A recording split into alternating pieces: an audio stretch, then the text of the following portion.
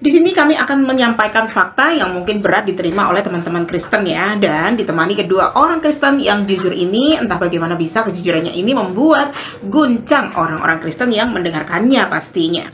Anakku sayang, yang adalah Tuhanku sendiri.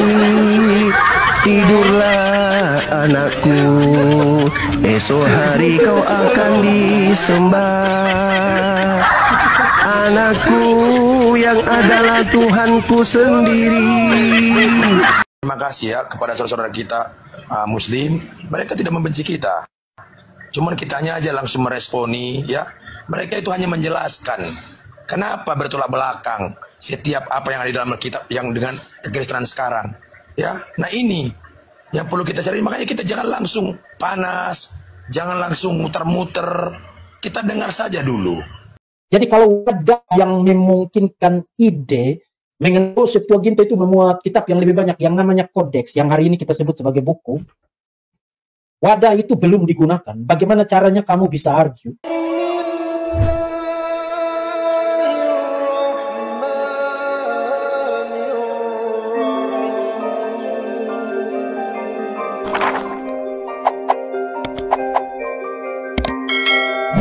Assalamualaikum warahmatullahi wabarakatuh, sahabat official dimanapun berada. Semoga selalu sehat dalam lindungan Allah, dimudahkan segala urusan dan dimudahkan rezekinya. Dan bagi teman-teman Kristen yang ikut menyimak pembahasan di channel kami dan mengomentari sesuatu yang terkait dengan agama serumpun berasal dari Abraham menurut pendapat masing-masing, ada baiknya kalian mengkaji, mempelajari, baru berargumentasi.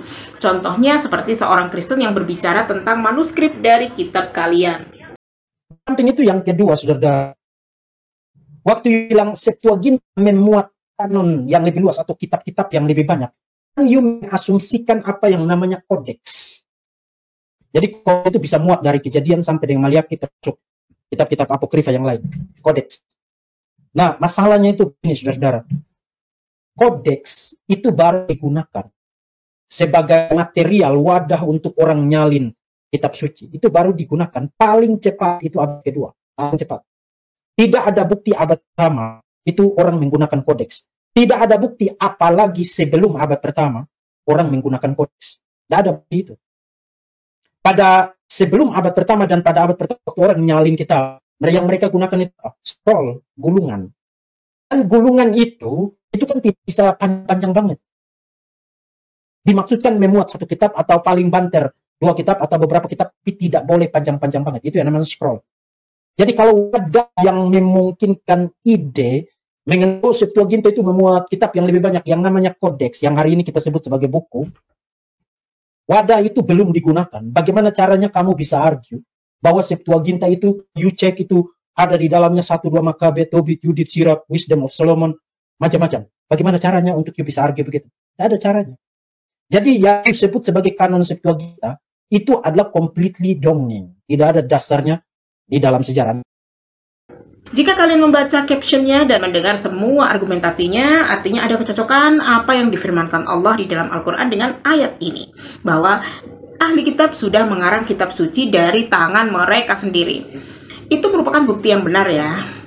Dan Al-Quran juga mengatakan bahwa umat Kristen ini telah menjadi kafir karena menyembah manusia, mendewa-dewakan manusia, dan mengilahikan manusia.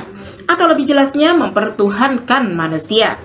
Sesuai dengan ayat ini dan juga fakta yang tidak bisa terbantahkan lagi oleh umat Kristen. Anakku sayang, yang adalah Tuhanku sendiri. Tidurlah anakku, esok hari kau akan disembah. Anakku yang adalah Tuhanku sendiri. Kalau kamu ke surga jangan biarkan ibumu dikubur. Bawalah ibumu besertamu ke surga. Sebagai balas budi aku telah membesarkanmu. Anaknya menjawab, ibuku yang adalah ciptaanku sendiri. Maafkanlah anakku. Banyak sekali ya umat Kristen marah setelah melihat hal ini. Padahal ini adalah umat Islam yang hanya menyampaikan fakta saja, karena yang membuat video hingga kesesatan kalian terlihat jelas itu justru dari kalangan kalian sendiri. Tapi anehnya, umat Kristen lalu menyerang umat Islam dengan berbagai cara, bahkan dengan cara yang tidak segan membuat fitnah hanya untuk membalas fakta. Nah, sebelum kalian marah, ada baiknya kalian menyimak pola pikir saudara kalian sendiri. Terima kasih ya kepada saudara-saudara kita Muslim, mereka tidak membenci kita. Cuman kitanya aja langsung meresponi ya. Mereka itu hanya menjelaskan kenapa bertolak belakang setiap apa yang ada di dalam Alkitab yang dengan kekristenan sekarang. Ya, nah ini yang perlu kita cari. Makanya kita jangan langsung panas, jangan langsung muter-muter. Kita dengar saja dulu. Nah, kalau itu baik, itu sesuai dengan Alkitab ya kita lakukan. Kalau tidak sesuai, jangan kita lakukan. Jadi begitu contoh. Kita tidak pernah diajar di dalam firman juga, di dalam kita juga untuk menuhankan manusia. Tidak akan pernah. Bahkan Yesus sendiri memerintahkan apa? Bahkan saya sendiri juga tidak bisa berbuat apa-apa dari diriku sendiri. Nah, itu yang selalu dikatakan. Yang perlu kita cari. Makanya kita jangan langsung panas, jangan langsung muter-muter. Kita dengar saja dulu. Jadi begitu contoh. Kita tidak pernah diajar di dalam firman juga, di dalam kita juga untuk menuhankan manusia. Tidak akan pernah. Bahkan Yesus sendiri memerintahkan apa? Nah, sudah kalian dengar itu kan? Bahkan Yesus sendiri memerintahkan apa? Coba kalian cari perintah Yesus di dalam kitab kalian sendiri ya.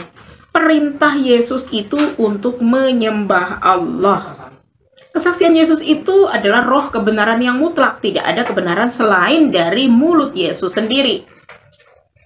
Sementara mulut Paulus justru menyuruh kalian untuk menyembah Yesus. Ini kan bertentangan. Jelas sekali bertentangan dan bertolak belakang ya sahabat ofisial. Sementara Yesus di dalam Islam namanya adalah Nabi Isa Al-Masih alaihissalam. Perintahnya pun sama. Nabi Isa berkata, sesungguhnya Allah itu Tuhanku dan Tuhanmu. Sembahlah Allah. Inilah jalan yang lurus dan benar. Jadi umat Islam itu menunjukkan bahwasanya ini bukanlah karena benci, tetapi karena sudah tahu tentang akhir hidup kalian melalui ayat ini. Karena kalian adalah salah jalan dan sesat, dan akan berakhir di neraka pastinya. Ayat ini selaras dengan Matius pasal 7 ayat 21 sampai dengan ayat 23, yang mana kalian bisa pause untuk membacanya. Yang diinginkan Yesus di dalam ayat ini adalah orang-orang yang melakukan perintah Allah. Apa yang diperintahkan Allah kepada Yesus yaitu sembahlah Allah. Satu perintah ini berkesesuaian dengan kitab Injil dan Al-Quran. Hanya menyembah Allah saja. Inilah jalan yang lurus, inilah jalan yang benar. Sekarang kalian dengar ya kejujuran dari rekan seiman kalian sendiri. Nah, itu harusnya kita imanin, itu harusnya kita responin dan kita lakukan supaya apa? Nah, ketika kita ditegur, jadi menegur kita itu bukan hanya dari Kristen. Dari kalangan saudara kita juga bisa menegur kita. Supaya apa? Kita kembali ke jalan yang lurus. Ke jalan yang sebenarnya. Apa jalan yang sebenarnya? Yang diperintahkan itu kita menyembah dalam roh dan kebenaran. Karena apa? Supaya kita kembali menjadi penyembah-penyembah yang benar. Bagaimana penyembah yang benar? Nah, itu sesuai dengan Alkitabiah. Sesuai dengan apa yang diperintahkan Yesus. Ketika kita diperintahkan jangan menyembah manusia, jangan. Itu jelas kok dikatakan, malah dikatakan dalam Yeremia 17. Ketika kita menyembah manusia atau ketika kita mengandalkan manusia, Yeremia 17 ayat 5. Terkutuklah orang yang mengandalkan manusia. Terkutuklah orang yang mengandalkan manusia. Udah jelas itu dikatakan. Tapi kita paksakan kita untuk mengandalkan manusia. Kita paksakan kita untuk mempertuhankan manusia. Kita paksakan kita untuk mempertuhankan manusia. Maka kita akan terkutuk sampai kapanpun. Maka dikatakan dalam Matius 7 ayat 21, bukan setiap orang yang berseru kepadaku Tuhan, Tuhan, ya, kami sudah mengusir setan karena namamu, kami sudah mengadakan mujizat karena namamu. Apa kata Tuhan? Enyala engkau yang membuat kejahatan, saya tidak mengenal engkau. Maka kita sudah rajin, ya, dalam nama Yesus, dalam nama Yesus. Tuhan nggak pernah ajarkan itu, tapi dalam nama Bapa. Apa? Selalu Bapa. Ya, selalu memuji Bapa. Yesus sendiri aja selalu memuji Bapa. Siapa Bapa itu? Maha Pencipta, Maha yang tidak ternilai, Maha yang tidak terukur. Jadi gini, makanya saudaraku, makanya saya katakan begini, ada statement begini. Siapakah Yesus menurut Yesus? Sebagai utusan, menurut Yesus. Tapi siapakah Yesus menurut Paulus? Sebagai Tuhan. Nah, ini yang keliru. Orang-orang yang berpola pikir seperti ini mau berkata jujur terhadap dirinya sendiri. Orang yang bisa mendapat hidayah Allah, insya Allah. Nah, sudah kami jelaskan dari awal kan, Yesus dan Paulus itu bertolak belakang ajarannya atau bertentangan. Tetapi banyak pendeta malah justru membela-bela Paulus karena sudah bertobat dan menjadi pengikut Yesus. Maka disinilah jemaat Kristen semakin dalam tertipu dan tersesat. Karena sekiranya Paulus sampai sekarang masih hidup, pastinya tidak akan diakui oleh murid-murid Yesus, seperti Yakobus, Petrus, maupun Barnabas. Sebab itulah Paulus dipenjara, karena dianggap sebagai penyusup dan perusak ajaran Yesus, yang kemudian lari ke negeri Roma, dan di sanalah ajaran pagan berhala Yesus berkembang sampai ke Indonesia. Cobalah kalian lihat kitab kalian sendiri ya, dengan akal sehat. Kalian akan tersadarkan sendiri, tanpa perlu kami menjelaskan melalui video ini ya. Yang pertama, kalian lakukan jauhi doktrin pendeta. Yang kedua, cari kebenaran apakah benar Paulus sampai sekarang ditolak oleh murid-murid Yesus. Sampai-sampai ia dipenjara dan kemudian melarikan diri ke Roma agar tidak dihukum mati di Yerusalem. Carilah fakta kebenarannya bahwa ajaran Yesus memang tidak sejalan dengan Paulus, sesuai dengan pengakuan rekan seiman kalian sendiri. Kita paksakan kita untuk mempertuhankan manusia, maka kita akan terkutuk sampai kapanpun.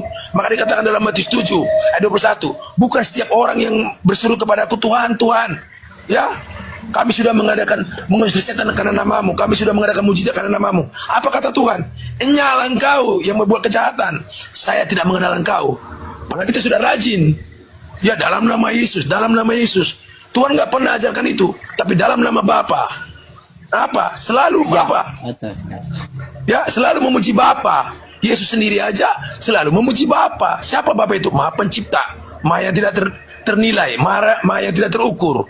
Jadi gini, makanya saudaraku, makanya saya katakan begini, ada statement begini, siapakah Yesus menurut Yesus sebagai utusan? Menurut Yesus.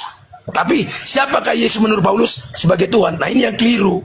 Allahumma inni as'aluka bi'anni ashhadu annaka anta Allah la ilaha illa anta antal ahadus samad lam yalid wa lam yulad wa lam yakul lahu kufuwan ahad.